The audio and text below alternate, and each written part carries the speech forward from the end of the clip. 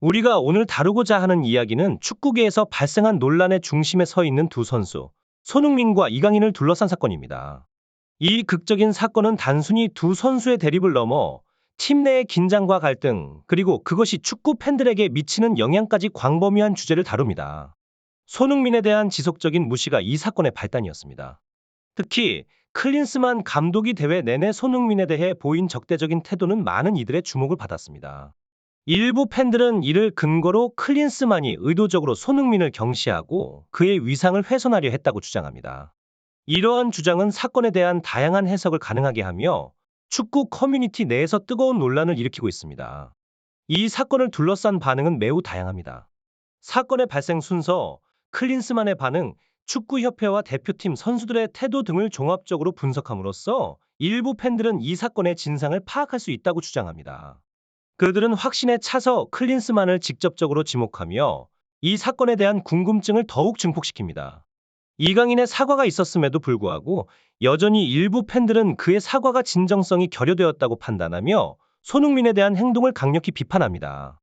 이들은 대한민국 축구 역사상 전례 없는 최강의 스쿼드가 개인의 이기적인 행동으로 인해 손상될 위험에 처해 있다고 느끼며 이는 수십 년간의 팬들의 기대와 열망을 한순간에 무너뜨리는 것이라고 지적합니다.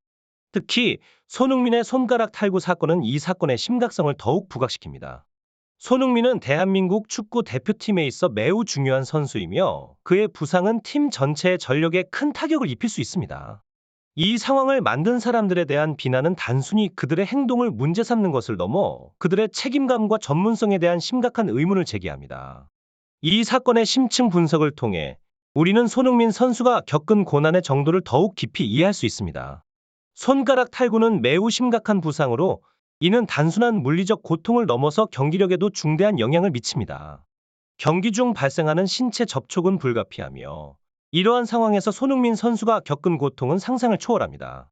그럼에도 불구하고 그는 눈물을 삼키며 경기를 계속했고 이는 그의 무한한 투지와 축구에 대한 사랑을 보여줍니다. 이강인 선수와 관련된 논란이 있음에도 일부 팬들은 이 사건이 발생하기까지의 사건의 전말을 완전히 이해하지 못하고 있는 것으로 보입니다.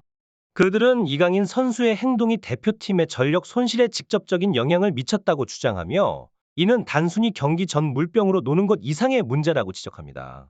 특히 요르단과의 중요한 경기를 앞두고 발생한 이 사건은 팀 내 단결과 사기에 큰 타격을 입혔으며 이는 결국 팬들이 용납할 수 없는 행위로 여겨집니다. 이 사건에 대한 팬들의 반응은 다양하며 특히 손흥민 선수의 손가락 탈구가 경기력에 미친 영향을 과학적으로 입증할 수 없음에도 불구하고 그 영향은 분명히 존재합니다. FAA 랭킹에서의 하락, 요르단과의 경기에서의 고전은 이 사건이 단순한 부상을 넘어서 팀 전체의 성적에까지 영향을 미쳤음을 보여줍니다. 이강인 선수의 사과가 있었음에도 팬들은 이 사건의 여파를 쉽게 잊지 못하고 있습니다. 경기 후 클린스만 감독의 행동도 논란의 여지가 있습니다. 상대팀 감독과의 친근한 인사와 달리 손흥민 선수에 대한 그의 태도는 많은 이들에게 의문을 남겼습니다. 특히 호주와의 8강전에서의 승리 후 손흥민 선수와의 상호작용 부족은 이번 대회 초반부터 쌓여온 감정의 표출로 해석될 수 있으며 이는 팀 내부의 긴장과 불화가 얼마나 심각한지를 시사합니다. 이러한 상황은 대표팀의 단결력과 성공을 위해 해결해야 할 중대한 문제를 드러냅니다. 선수들 간의 상호 존중과 이해는 팀의 단결과 전력 강화에 있어 필수적인 요소입니다. 이 논란의 핵심에는 손흥민 선수와 클린스만 감독 사이의 복잡한 관계가 자리 잡고 있습니다. 일각에서 제기된 의혹은 클린스만 감독이 손흥민 선수에 대한 개인적인 감정을 바탕으로 이강인 사태를 조작했다는 것에 초점을 맞춥니다. 이러한 주장은 축구계 내부의 심층적인 문제를 드러내며 전문가들 사이에서도 큰 주목을 받고 있습니다. 특히 사건이 국내 매체가 아닌 해외 매체를 통해 처음 보도된 것은 매우 이례적인 일로 이는 더 선을 통해 의도적으로 정보가 유출되었을 가능성을 시사합니다. 전문가들은 이 사건의 타이밍을 주목합니다. 요르단전 참패 후 국민적 분노가 고조되고 있던 시점에서 클린스만 감독과 정몽규 회장이 자신들에 대한 비난의 화살을 다른 곳으로 돌리기 위해 이강인 사태를 이용했다는 분석을 제시합니다. 이러한 분석은 축구협회가 사건 보도 직후 너무나도 신속하게 사실을 확인해 준 것에서 더욱 힘을 얻습니다. 이는 마치 사전에 모든 것이 계획되어 있었던 것처럼 보여 많은 이들을 충격에 빠뜨립니다.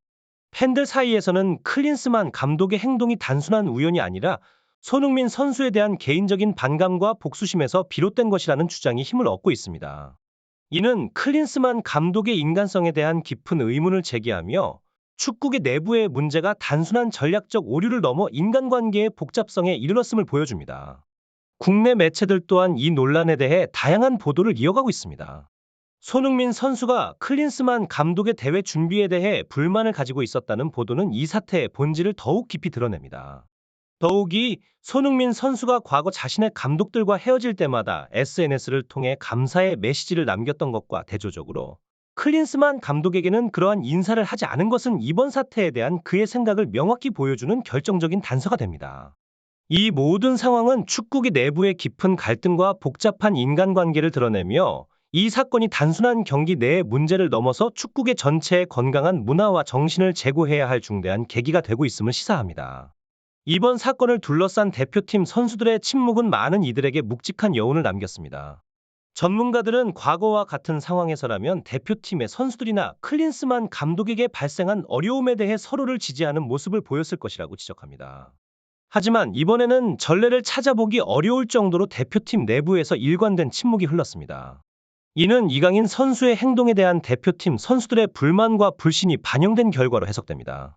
대표팀의 핵심 선수들과 베테랑들이 이강인 선수의 행동을 용납하지 못하고 그에 대한 엄중한 태도를 보인 것으로 보입니다. 이러한 상황은 클린스만 감독에 대한 대표팀 선수들의 신뢰 부족을 더욱 명확히 드러냅니다. 감독에 대한 지지가 전혀 없었던 것은 팀 내부에서 코칭 스태프에 대한 불신이 얼마나 깊은지를 시사합니다. 클린스만 감독이 이강인 선수를 이용해 손흥민 선수를 음해하려 했던 계획이 있다면 그것은 큰 계산착오였던 것으로 보입니다. 손흥민 선수가 이강인 선수를 용서한다는 한마디로 상황이 역전될 수 있다는 것을 그들은 예상하지 못했던 것입니다. 이러한 상황은 많은 팬들로부터 공감을 받으며 이 사건에 대한 깊은 분석과 이해를 도모하고 있습니다. 이 사건을 통해 우리는 축구 내부의 복잡한 인간관계와 신뢰 구축의 중요성을 다시 한번 깨닫게 됩니다. 팀의 성공은 단순히 기술과 전략에만 의존하는 것이 아니라 선수들 간의 상호 신뢰와 지지가 얼마나 견고한지에도 크게 좌우됩니다. 이번 사건은 대표팀 내부의 긴장과 갈등을 해결하고 팀워크를 강화하는 계기가 되어야 할 것입니다. 축구 팬들의 끊임없는 관심과 지지는 대표팀이 이러한 도전을 극복하고 더 강해질 수 있는 동력이 될 것입니다. 여러분의 구독, 좋아요, 그리고 따뜻한 댓글은 우리 모두에게 큰 힘이 됩니다. 이번 사건에 대한 여러분의 지속적인 관심과 성원에 깊이 감사드립니다.